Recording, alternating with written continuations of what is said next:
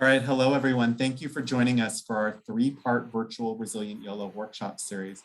My name is Anthony Volkar. I'm with the Yolo County Office of Education, and I'm also a member of Resilient Yolo.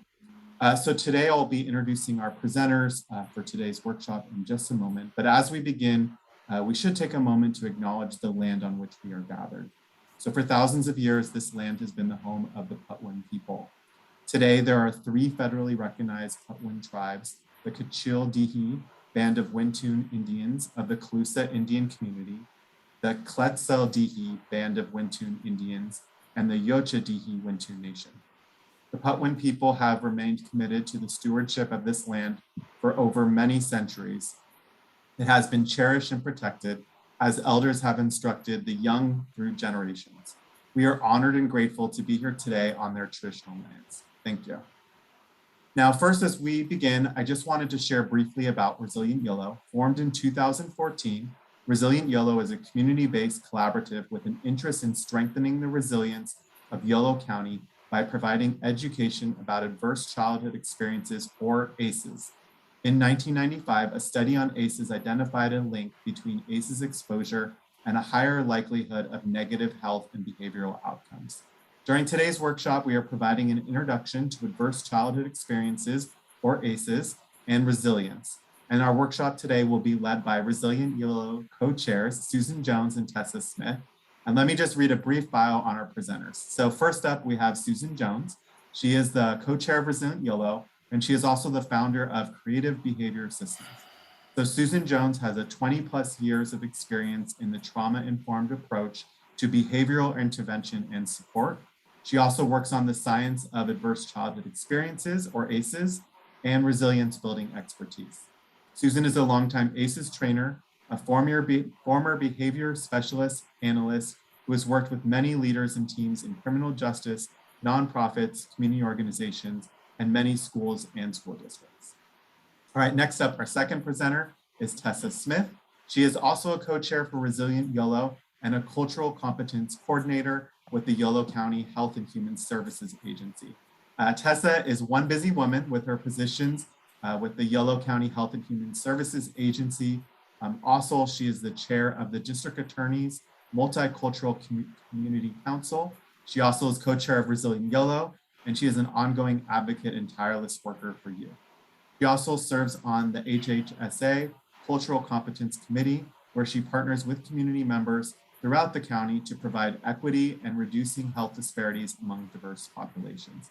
And in addition, she has served as a suicide prevention trainer, provides community education to parents and children and youth, and has extensive work in racial equity. So with that, let me go ahead and turn the presentation over to Susan and Tessa. Thank you both.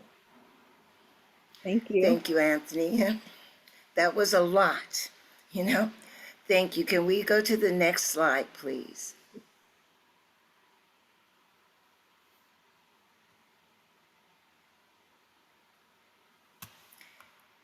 Anthony? There you go. Well, welcome to the first in our workshop series. Normally, over the last several years, we've been holding our Building a Resilient YOLO Summit in the fall, and it has been moved to this spring, scheduled for May the 12th, where we hope we can shake hands together again in person and talk things over. So for now, this is the first in our webinar series, and today Susan and I will talk with you about ACEs and resilience. Susan? Thanks, Tessa.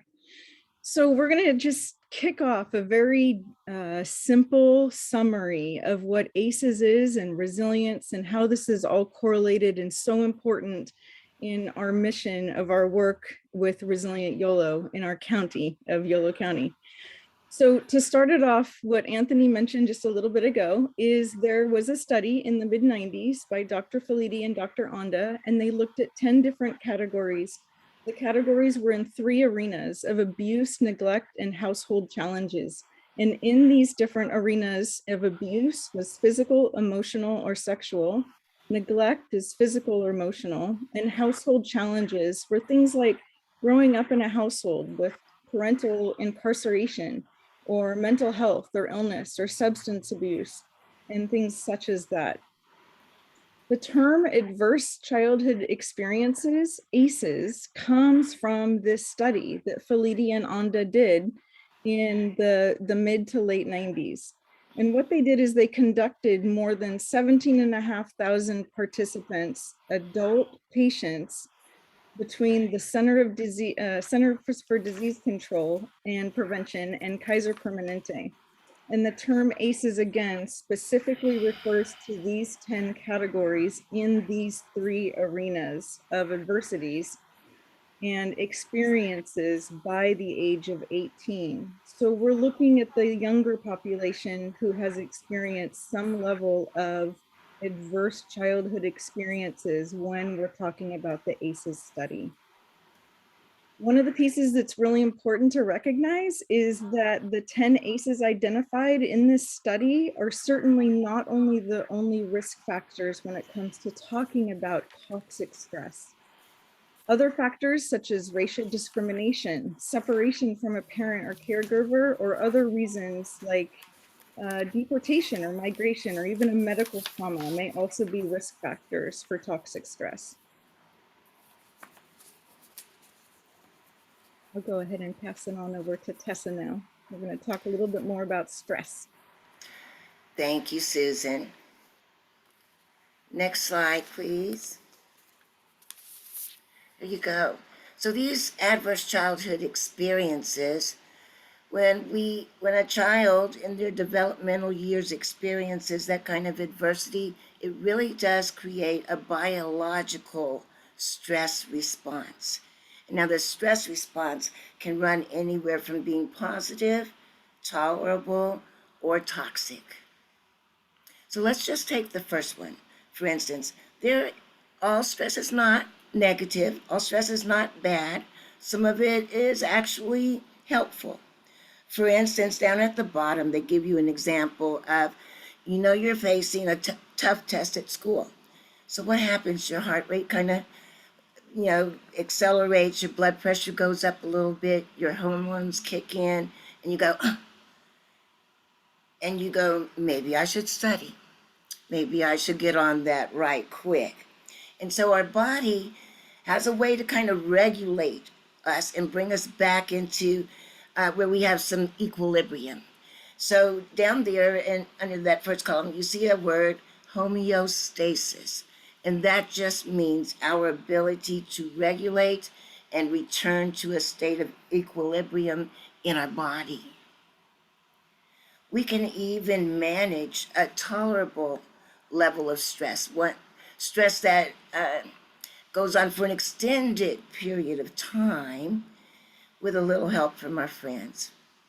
The study shows that with the help of caring adults and using other interventions, we can still maintain our equilibrium even while experiencing a longer period of stress. It's tolerable. So they give an example of natural disasters, and we had a few over the past couple of years, whether it's COVID, whether it's racial unrest, whether it's the wildfires that plagued us. What did we do in Yolo County? The food bank kicked in. Do you know at one point they had more than 500 volunteers? We brought food to everybody when we had to run and shelter in place. Our neighbors would be waving from across the street at a social distance, but a little help. All those different interventions in our distance interactions help us tolerate some of the things that we've gone through over the past couple of years. And it has really been almost a couple of years. That's one ACE for all of us. And we're managing. Here's the thing though. You can really have a maladaptive response. That's called toxic stress. When you are living with adversity that is prolonged, like in the case of abuse or neglect or some dysfunction in the household. In that case, that kind of maladaptive stress response, that toxic stress, can really impact a child's development, their brain development, It can impact their immune systems. Oh, we're going to talk about that a little bit more in just a minute. I do want to point out that prolonged allostasis there, how it establishes a chronic stress response. Now, our allostatic load is that toll that toxic stress has on our body when we're living in survival mode for an extended period of time. So if we go to the next slide, I just want to point out what that allostatic load can be comprised of. And so lots of words on the screen. But again, what it's talking about is without the buffering, the protective factors we were talking about before, the caring adults, having a safe physical as well as an emotional space to operate in and function in, it can really impact our systems. Now, for a child, it can look like, for instance, that increased stress response there can actually, it kills off vitamins in our body. It can lower our immune system to where it's compromised. It can really affect a child's ability to learn, to have satisfying relationships. It can decrease their ability to take one more thing, any kind of stress on top of what they're already dealing with.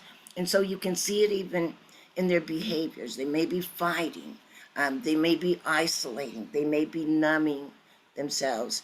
They're living in a constant state of freeze, flight, or fight. And all of these things for an extended period of prolonged adversity in a young person's life can impact their overall health throughout all the rest of their years and can even lead to an early death. Susan. Next slide, please. Thanks, Tessa. Mm-hmm. So one of the things about ACEs screening that's really important to recognize is the purpose of the ACEs screening is not specifically to identify the ACEs per se, but a recognition that the adversity in childhood experiences are the risk factors for the development of the toxic stress response. And we understand that this toxic stress response is a repeated exposure to adversity. It leads to the changes in the neurodevelopment, in the development of the immune system, like Tessa just mentioned, and the development of our hormonal systems also, and even the way that our DNA is read and transcribed. And that is a significant moment of thought. When we're looking at how our DNA is actually read and transcribed over generations, all of these together, this dysregulated stress response with neuroendocrine, immune, and genetic regulatory disruptions is what is known as the toxic stress response. And this is what leads to health problems and looks like behavioral issues, predominantly in schools, classrooms, to also physical health conditions. Our physical health is impacted immensely by this stress response. One of the pieces that's really important to recognize is that while there's research underway to identify clinical diagnostic criteria and biomarkers for the toxic stress response, currently that doesn't exist, not yet. And so the best indicator of whether a person is at risk for toxic stress response and potentially experiencing this physiology and cumulative adversity is what the science shows us. Cumulative adversity is the greatest risk factor for development of the toxic stress response. And so that's the reason why we're pushing for screening for ACEs in so many different environments. You may have already participated in bringing ACEs assessment into your environment, whether you're in school or in clinical care or whatever capacity in this county that you're currently working in. Starting to assess for the ACEs scores is really beginning to pop up more and more. So we're going to talk a little bit more though, because there's so much more information. It's not just about assessing what is your ACEs score. So also, is this saying that there's lower levels of adversity or different levels of adversity that do not cause toxic stress? Absolutely not. We are all well aware of the heightened levels of stress that many are feeling, and many are feeling it for a plethora of differing reasons. So with that being said, next slide, please. So this has sounded pretty harsh, a lot of really not so good news. And so what we want to do as a society in general is understand that there's a lot of good news embedded through all of this. And we're going to start talking about something that's called resiliency. Many of you who have experienced high levels of toxic stress have amazingly high levels of resiliency. That's what makes you able to function, have nurturing and safe relationships, be able to understand what is happening right now and what's coming next. Your executive functions are online. Your physiology and your neurology is intact. Protective factors, intrinsic or extrinsic conditions or attributes that mitigate risk for toxic stress, such as curiosity, an interest in learning, ability to pay attention, and persist in being able to complete tasks. Those are the types of things that give you the ability to regulate your emotions and your behavior. Feeling cared about and heard when things are hard or difficult. Having that sense of being valued or a sense of belonging to a greater good. This can be in schools, it can be in classrooms, it can be in work environments, it can be in your neighborhood, it can be in households, it can be anywhere and everywhere. It is really about the human experience.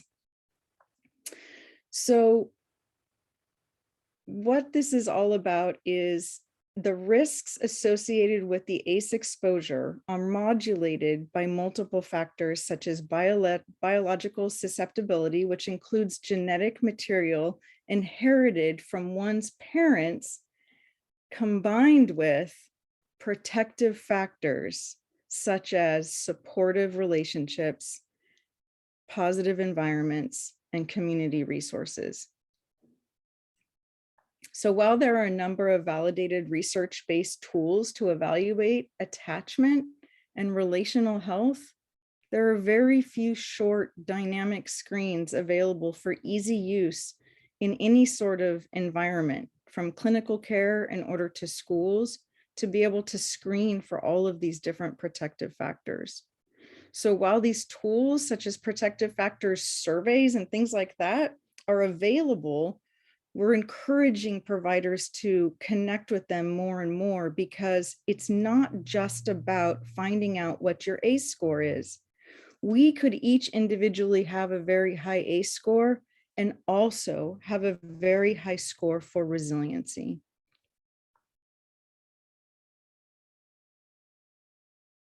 So on that note, I'm going to pass it back to Tessa. Thank you. Which makes me feel that this slide should have come before all that good news, Susan. But actually, it's taught, this slide is really referring to how much ACEs impacts and increases our risk for some of the top leading causes of death. Now, research demonstrates that cumulative adversity, especially when it's experienced during critical and sensitive periods of a child's development, is a root cause to some of the most harmful, persistent, and expensive health challenges that are facing our state and our nation today, including at least 9 out of those 10 top leading causes of death in the United States. And that is a sobering thought. But think back to Susan's discussion of resiliency.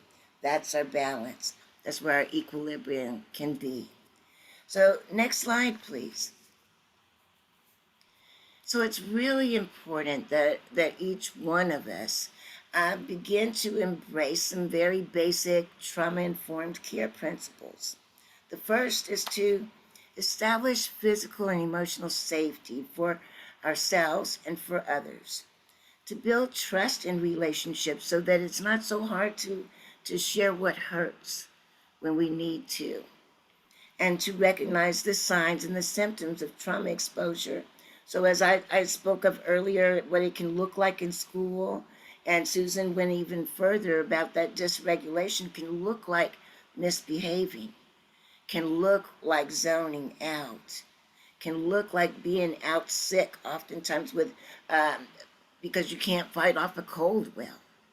All of those different things, but learning to look through a trauma-informed lens at our children so that we can begin um, to work with them and to treat them and to love on them in a more trauma-informed way.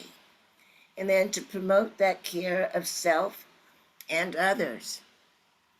Did you notice we just said self and others 2 times? Here's an obvious fact.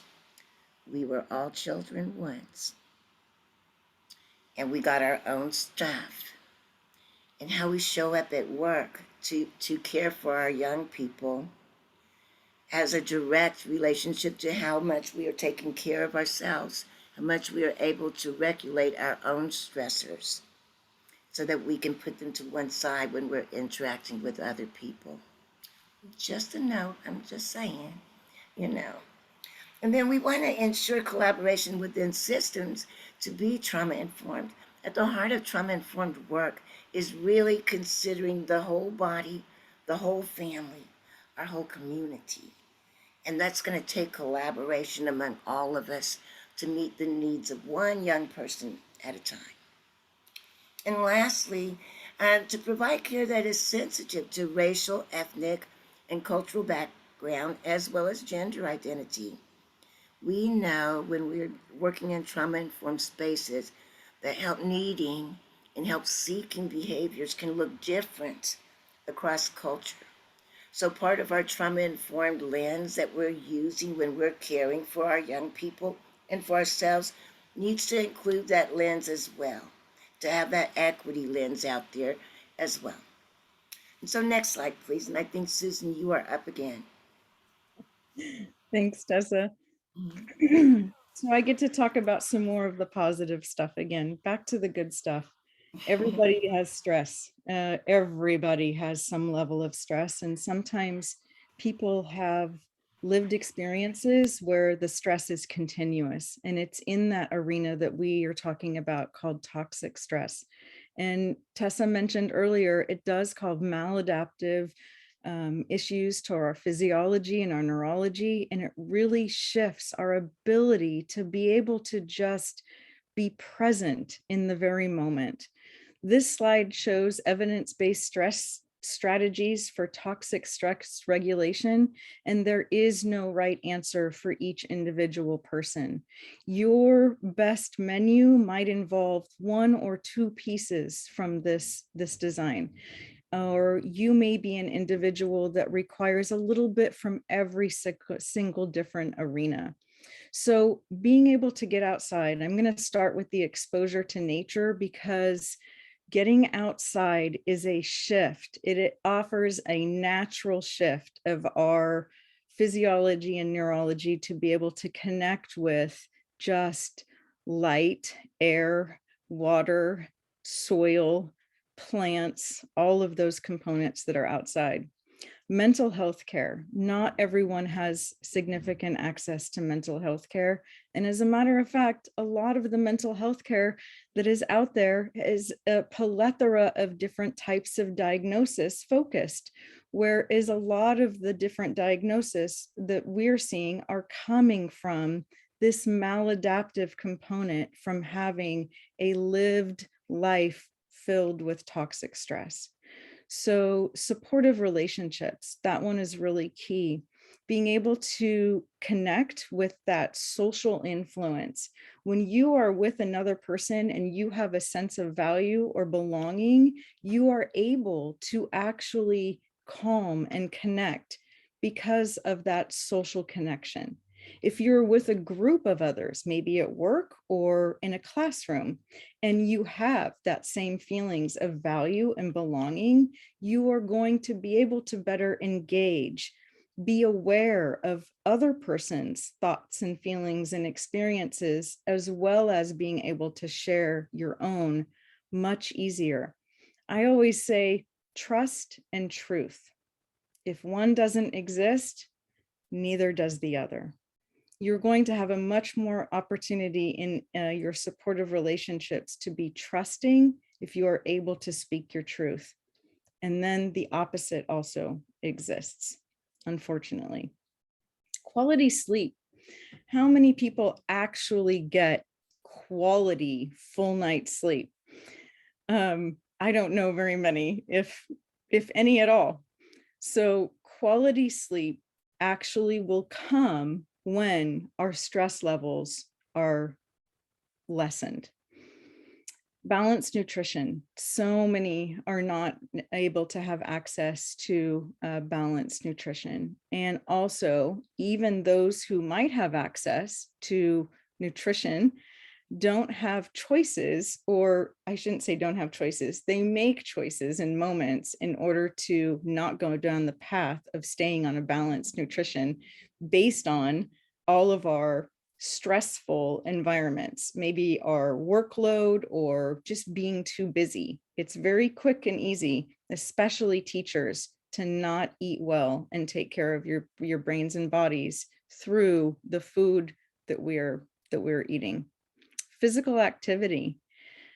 You've always heard that exercise is a very good thing. Well, even just getting out and walking or stretching, if you're able to just stretch in any moment. As a matter of fact, we've been on this webinar, this workshop series for about 30 minutes now.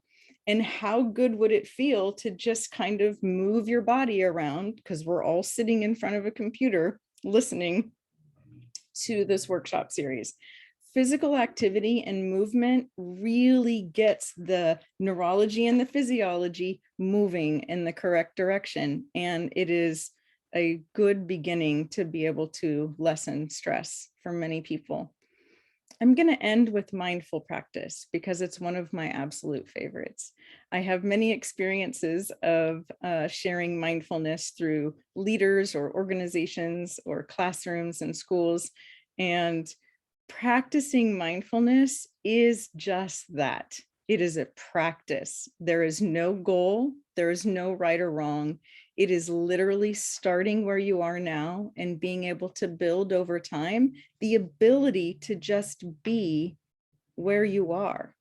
One of my favorite sayings is be where your feet are, or come back to right now, or in this moment of feeling stressed, ask yourself, what is most important this very moment?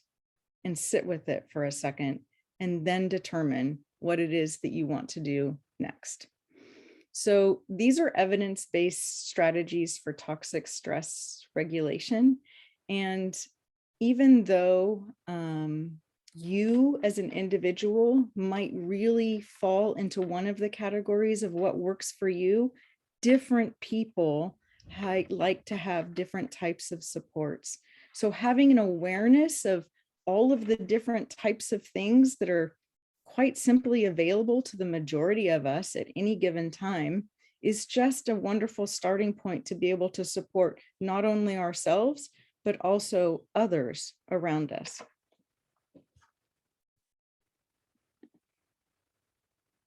Next slide, please. Thank you.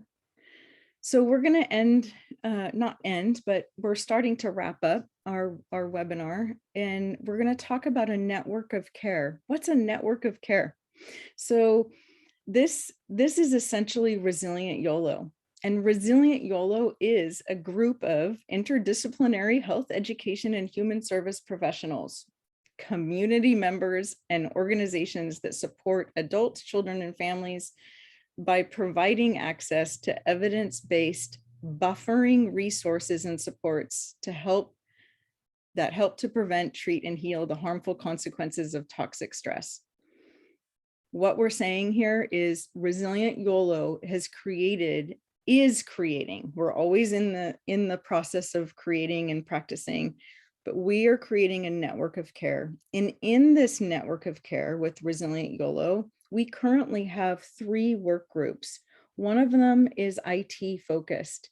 One of them is focused on diversity, equity, and inclusion. And then one of them is focused on the Building a Resilient YOLO Summit, and which was already spoken about at the beginning by Tessa and Anthony, in the way that Building a Resilient YOLO Summit is a way that we can get everyone together in our county to be able to move this work forward in a way that is systematic. And most importantly, be able to look at the systems that are in place throughout our county, come together as a county and start to create a more trauma-informed philosophy of everything that we are already doing to be able to do it better for each other. We are in collaboration with UC Davis, the Pod Center and UC Davis, and we are a grantee of the UC Davis ACEs Aware grant, and we're grateful to be working with them. Tessa, did you want to add anything about that? Susan, I think you're doing a great job there. But this Resilient YOLO, it's where all the buffers come together. That's what I would say.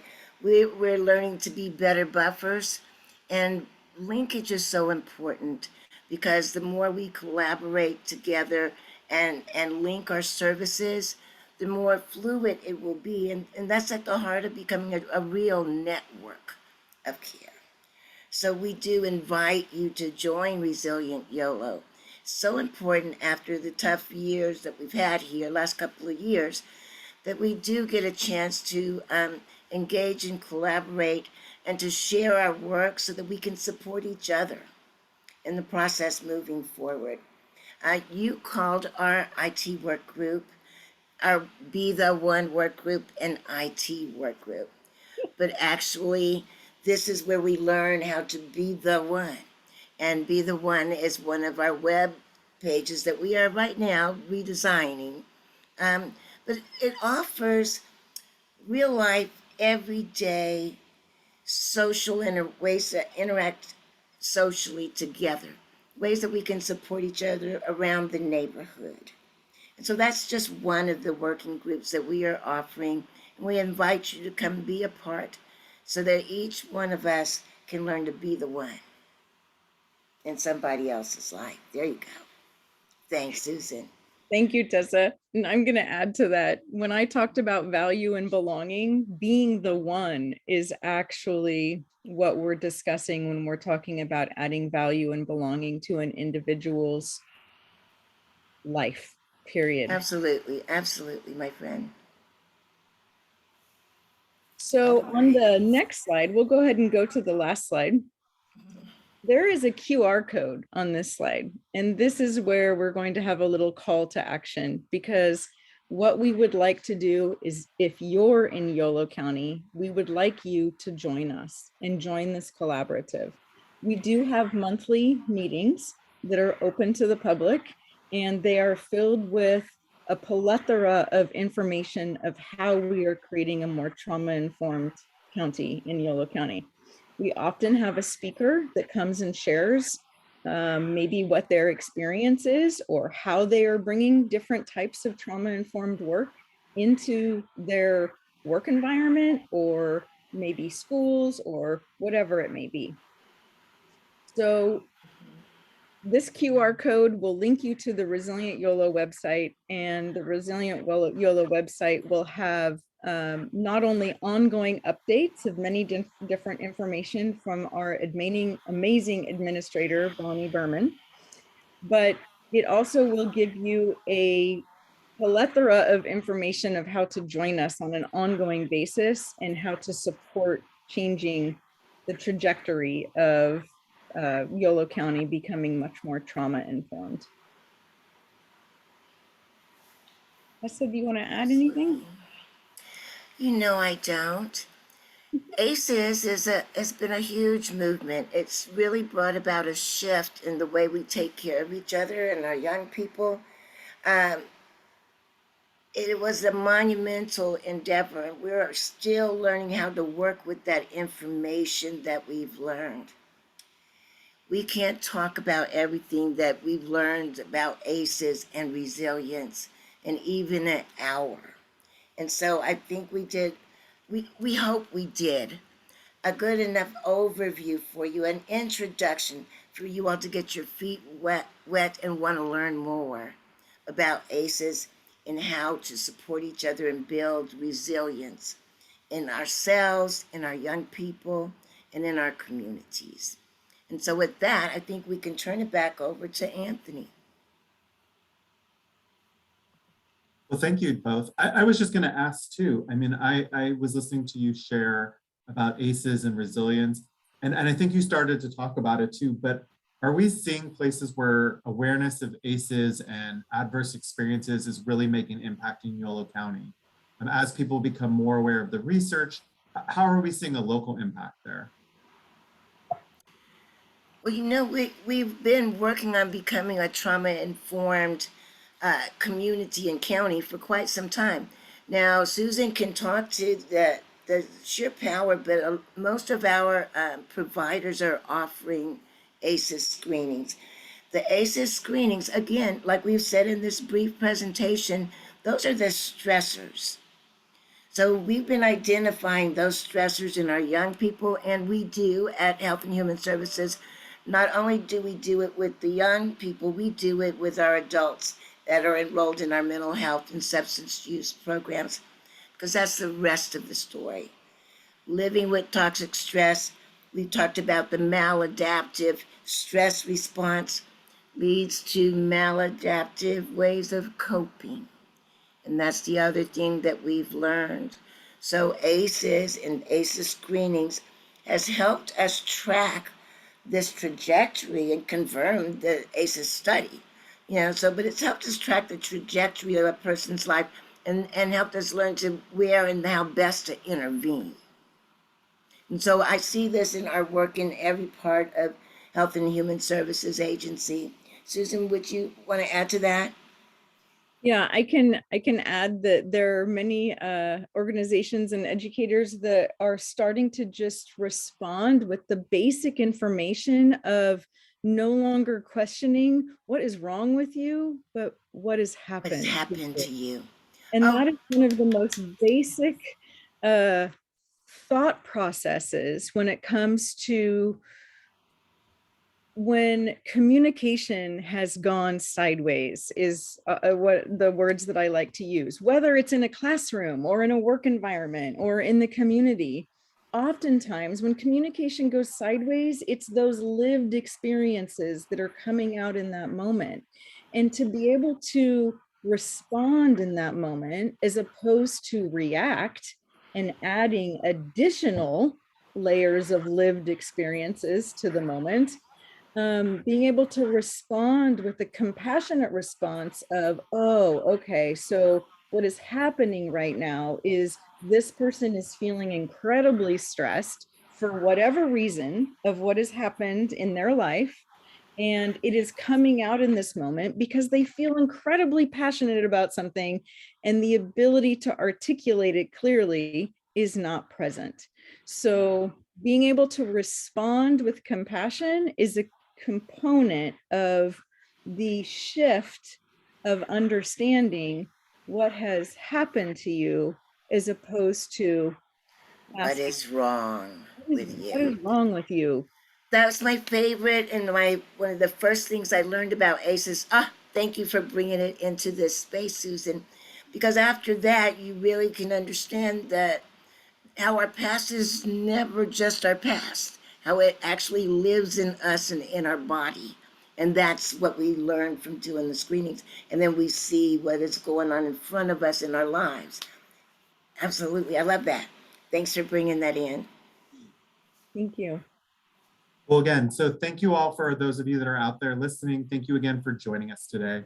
We do have 2 more workshops planned. So on January 7th, we're going to focus on resilience in education. We're planning to have speakers from the California Department of Education, the Yolo County Office of Education, and Woodland Joint Unified. And on March 14th, the focus is going to be on resilience in healthcare. And so we are right now working on guest speakers to be announced at a later date. And as we mentioned at the beginning, the 4th annual Building Resilient Yolo Summit is scheduled for May 12th. And the summit gathers community members, service providers, educators, families, youth, and leaders from across Yolo County to strengthen ideas and strategies to build a more resilient community, which has truly been our focus for today. So with that, I would like to close by thanking our two presenters today, Susan and Tessa. Thank you again for joining us and sharing what you know about ACEs and resilience, and we hope to see you all at the next workshop. We gift you back 15 minutes. Yeah. Thanks, everybody. We appreciate your time. We do have one question that came in, if there's time. Sure. To you, Anthony, can you see the question? Do you want to?